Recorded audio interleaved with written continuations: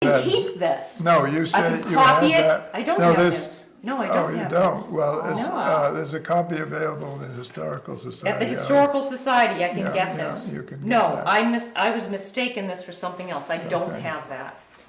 And, I will now make sure they get it, and though. then the real reference is this, which is at the Historical Society. This is my copy.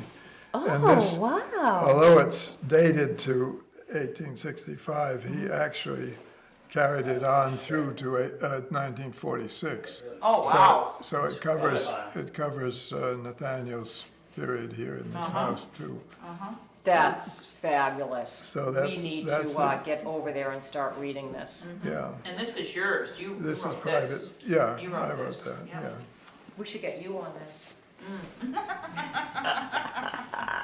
Oh, this is wonderful. Well, this is exciting. Let me see, we have a fantastic group of kids from Lawrence Tech who are artists and graphic designers, and they are working on helping us with new marketing and new brochures. Oh, And they've wonderful. come to, That I can edit. that you can edit, and they, although their teacher is an English major, they're Wonderful. filming all the little pieces and bits to use in the graphics, all the little super. bits of carving and metal Oh, I and see. woodwork Oh, I and see. stone, and Door they will be frames. elements Oh, I of see. the Brochures. design, the brochure design. Oh, yeah. that's great. That can be used That's as really- part of the Yeah. website in the future. Yeah, so also. they're here, and their morning is just wrapping up, so I'm gonna let them Good. out so that Okay. we don't have the doors.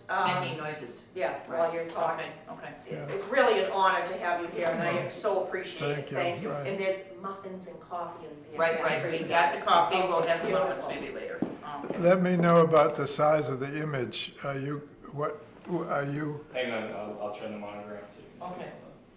It's right about where your hand is right now. That's as high as it goes. oh, I Right see, there. all There you right. are. So that's what, so if I put something down on my lap, if I refer to it, it doesn't matter. That's fine. Yeah. We don't need that in the screen, in Right, that right, it shot. won't be shown. Right. You can, I'll make sure it's out of Yeah, the shot. and so I'll perhaps need to start and stop a little bit to, Grab something. This is basically going to be a conversation between the two of you. all right. So, Now, I'd rather call you Mr. Stevens here. Well, whichever you, Much whichever. prefer that. I think it's more, it's better to be more formal. sure. Yeah, I feel more comfortable. And, so, this is just a poll history, you know, so we're gonna do a whole show about the building itself, so Right, we're just gonna pick and pluck. This is a small Yeah, part of pieces- it, right. and Pieces it that will be refer to edited. the houses, you know, Mhm. through the town, so, okay. you know, just be comfortable, talk with Karen and, Is my hair all right? Oh, your hair looks You- grand. and you're looking at her. You just- Makeup looks don't good even- too, Bob. don't even Okay, look I've at the camera. got to remember to look at her, You look really. right at her, you don't necessarily. Right, Right. pretend this isn't Okay, even there. yeah. Yep, Okay, All right. yep. that's it. Now, are you going to I'll start. introduce me, and then I'll tell something about Right, who right. I am You and so on. start first with your history, then we'll move into the history of the home. All right, And you can, and you can clue that. just for the record, you could say your name, and you could introduce yourself to Karen, just so that we have you saying your name. Oh, Mhm. all right. Well, good, okay. All right. Well, it's good to practice. It's good. Yeah, Very good to practice. And Great. I'm at your leisure now. all right. Can you edit that out because I made a mistake? Oh, sure. Yeah. That's gonna be gone. Okay. Good morning. Good morning. I'm so happy to be here because I'm a great-grandson of Moses T. Stevens, who built this house in 1886. And I love to talk about the Hull Stevens Mill and Textile Enterprise. And I enjoy being here very much.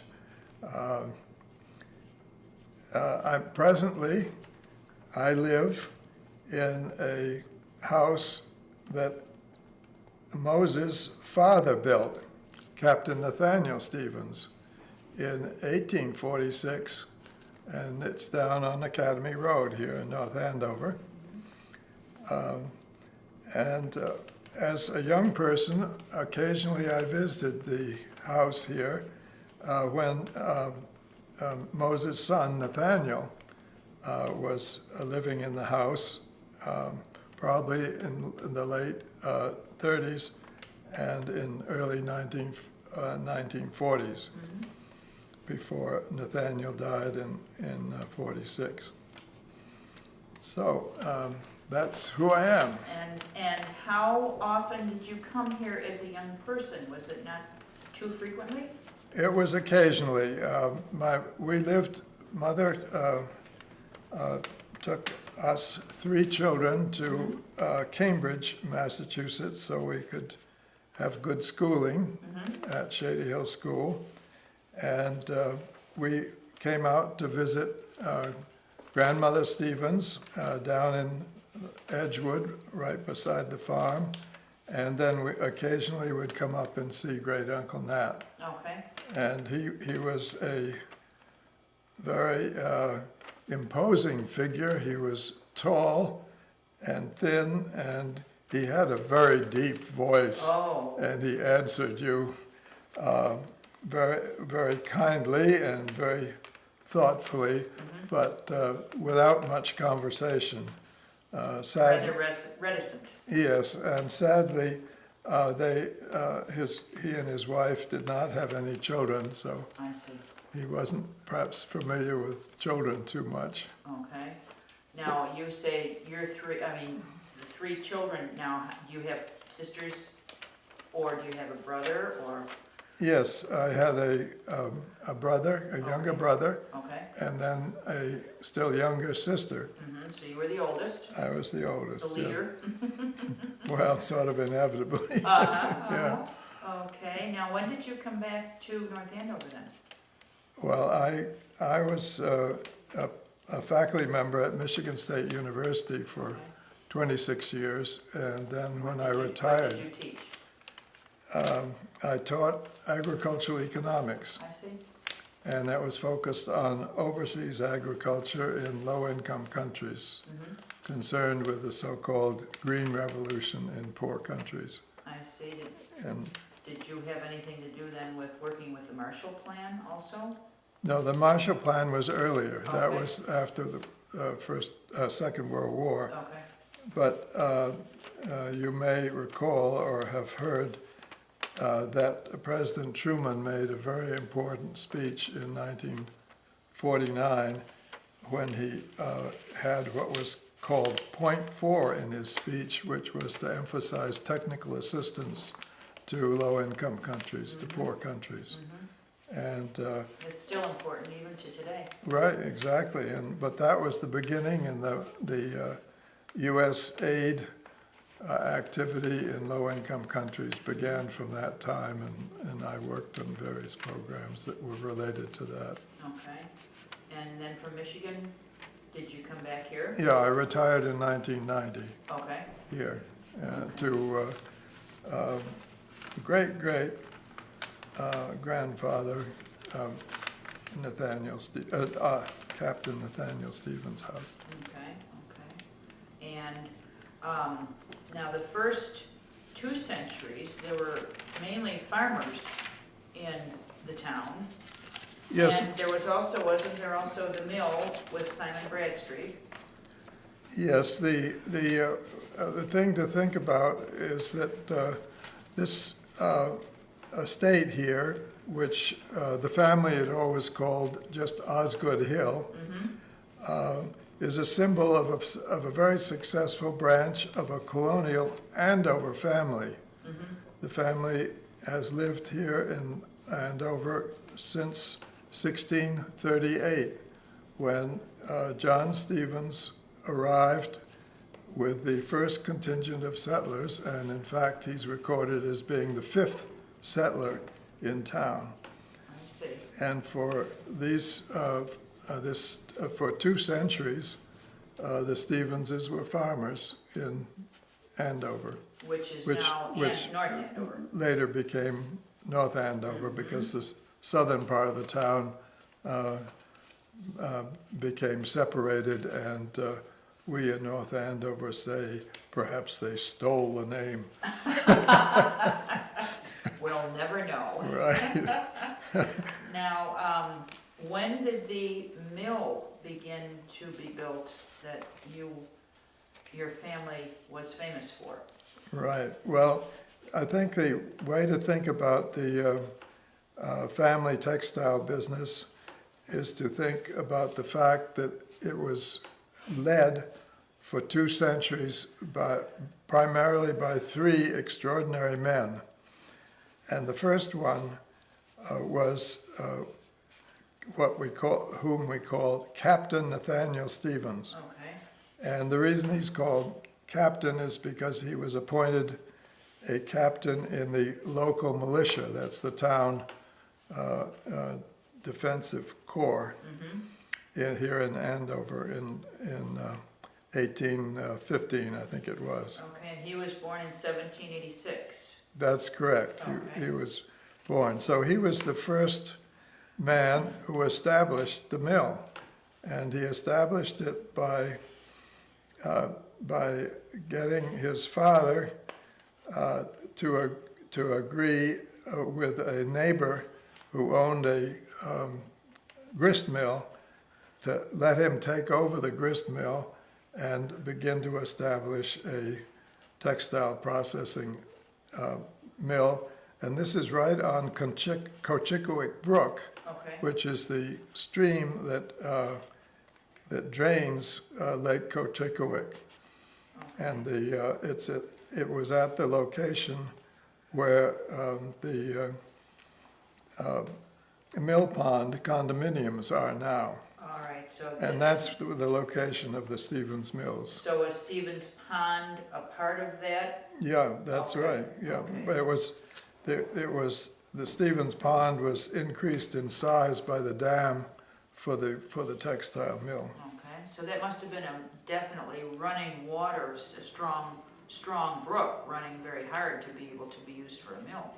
Yeah, exactly, but To give it the still, power. it still runs,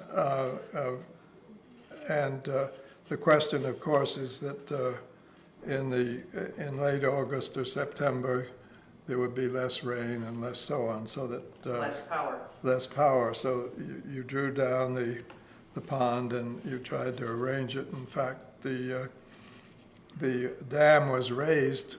The permission was gained for raising the dam so that they could get a larger quantity of water available for the mill so that it could be operated all the time, All year round. except eventually, and I haven't got the time period right, the mill installed steam engines for the power. And so soon the mill wasn't entirely dependent upon the power of the stream. Right, okay. So it could be used more consistently. Right, there was less of a constraint on the power. All right, now. But this Nathaniel Stevens was a man of foresight. He had taken off as a young man and gone as a sailor on a sailing vessel to Europe. It was a freighter that dropped off cargo and picked up cargo and so on and so forth. And he may have seen something about the Industrial Revolution that was going on in England at the time, because he visited about 1807, 1808. Okay, And then he came back here and he happened to meet the young lady who he married, Harriet Hale, here in North Andover. Harriet was going to the academy on Academy Road, and this was one of the first academies that allowed women to participate in the education. I see. And her parents lived in Lowell, and her father had a wool processing mill. And so Nathaniel got talking with him, I think, and he must have encouraged him to establish the mill on Cochicowick Brook. It's a fun story with that connection. Now, I see that they had 9 children. That's right. One of the happy things about the family for many generations were a large number of children, and it has positives and negatives because here Captain Nathaniel Stevens eventually had 5 boys, and he had to find employment or land or whatever for these 5 boys. And he had the foresight to establish the 2 oldest boys in textile mill work in other towns in Massachusetts. One was in Ware, I believe, and I've forgotten the other. Webster. Webster, that's right. So the mill prospered, and he invited his 3 youngest sons to become partners in Nathaniel Stevens and Company, and they became partners in 1850. And by the time of his death, the business had been so successful that they had expanded to 3 mills. They had one in Haverhill, and I think they had 2 in Andover at the time. I see. So he established the business and got it started until his death in 1865. Do you know if he was still an inveterate traveler while he was still doing all of his work? Did he? No, there's no evidence that he ever left